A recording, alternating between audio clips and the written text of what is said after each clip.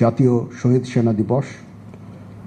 2009 সালের 25শে ফেব্রুয়ারি পিলখানায় তৎকালীন বাংলাদেশ রাইফেলসের কিছু বিপদগামী বিদ্রোহী সদস্যের নির্মম হত্যাযজ্ঞে 57 জন বীর সেনা কর্মকর্তা সহ মোট 74 জন শাহাদাত বরণ করেন।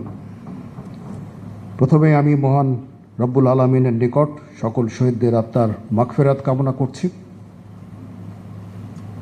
এবং তাদের পরিবারের প্রতি সমবেদনা জানাচ্ছি। মহান রব্বুল আলামিন সকল শহীদদের জান্নাত নসিব করুন, আমিন। আপনারা জানেন, মাননীয় প্রধানমন্ত্রীর বিশেষ নির্দেশনায় এবং উপস্থিতিতে প্রথমবারের মতো এই কলেবরে জাতীয় শহীদ সেনা দিবস পালন করা হচ্ছে এবং শহীদ সেনা পরিবারের সদস্যদের জন্য ইফতার অনুষ্ঠানের আয়োজন করা হয়েছে।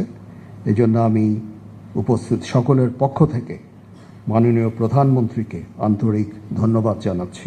2009 সালের 25শে ফেব্রুয়ারি নিয়ে অনেক কথা হয়েছে। একটা কলঙ্কজনক দিন। তদানীন্তন বিডিআর সদস্যদের কর্তৃক যেই বর্বরচিত হত্যাকাণ্ড সংঘটিত হয়েছিল তা ইতিহাসে নজিরবিহীন।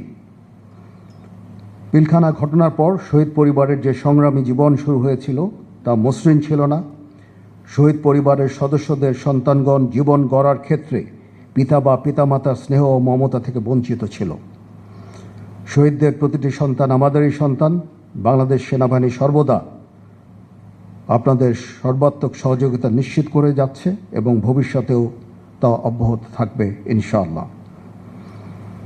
বাংলাদেশ সেনাবাহিনী এবং বর্ডার গার্ড বাংলাদেশের সম্পর্ক মহান মুক্তিযুদ্ধে আত্মত্যাগের মাধ্যমে রচিত হয়েছে। আমাদের স্বাধীনতা সার্বভৌমত্ব অক্ষুণ্ণ রাখার জন্য বাংলাদেশ সেনাবাহিনী এবং বর্ডার গার্ড বাংলাদেশ যৌথভাবে কাজ করছে। আমাদের জাতীয় জীবনে যেন 2009 সালের 25 ফেব্রুয়ারির মতো কোনো ঘটনা পুনরাবৃত্তি না হয়, এজন্য আমরা বদ্ধপরিকর এবং আমরা সকলে ঐক্যবদ্ধ হয়ে একটি সমৃদ্ধ বাংলাদেশ গঠনে কার্যকরী ভূমিকা পালন করব ইনশাআল্লাহ। পরিশেষে আজ মাননীয় প্রধানমন্ত্রীর উপস্থিতিতে পিলখানায় শাহাদাত বরণকারী সেনা সদস্যদের পরিবারবর্গের মাঝে আস্থা ও আশার সঞ্চার করেছে। বর্তমান সরকার অতি সম্প্রতি দায়িত্বভার গ্রহণ করেছেন।